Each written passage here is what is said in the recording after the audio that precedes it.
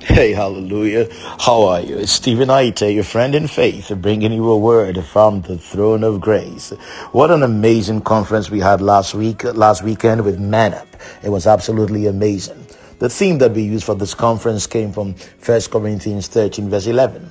When I was a child, I talked like a child. I thought like a child. I reasoned like a child. When I became a man, I put the ways of childhood behind me.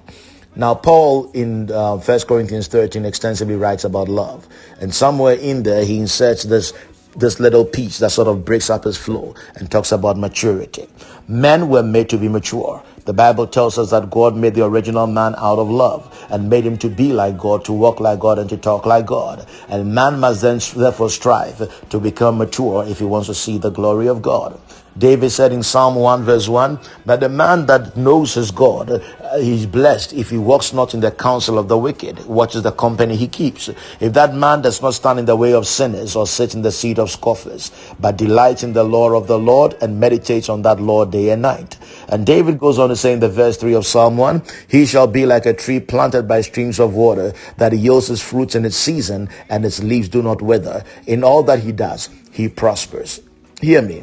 David is saying that the man of maturity must qualify access to himself, watch the company he keeps, watch his associations and his dealings, and choose carefully who he allows to come around him. The original man, Adam, had a very good time in the garden with his partner Eve until the wrong company appeared. If Adam had qualified access and known who to allow to come into the environment, perhaps the story would have been different. Who comes into your environment? Think about this for a minute. The second thing that David says is that the man who must come to maturity must be a man who meditates on the word. The Lord said to Joshua in Joshua 1 verse 8 that the book of the law should not depart from his mouth, but be meditated upon day and night, because it guarantees him success in this life.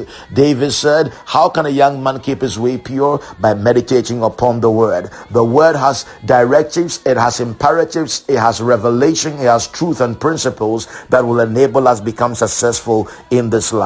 Know his word and meditate upon the word day and night. And then David likens in Psalm 1 verse 3 that man of maturity to a tree.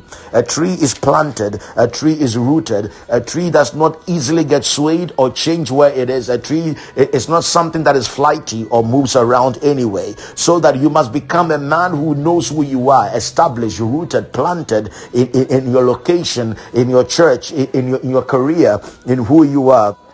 Number 2, a tree gives shelter to other people. You must be a person that provides shelter for other people. You must be planted by streams of water, and water speaks to life, hope, and the Spirit of God. Please understand that David said that man will bear fruit in season. You will be like the sons of Issachar, knowing when to bear fruit and how to do things, so that whatever you do shall function and be in alignment with time and seasons. And then he says that you will carry leaves also that will not wither. You will be evergreen. You will be ever strong. You'll be ever present. It means that you'll be relevant in all times to all generations, because you know your God. And if you have leaves, it presupposes you have flowers. That for me will signify the favor of God. And finally, he says, whatever you do will prosper. The end game of God is that whatever God desires or whatever God has for us must have a purpose. The purpose of God is that we will be accomplished the reason why we are men, walk in dominion, and achieve the reason why we are here.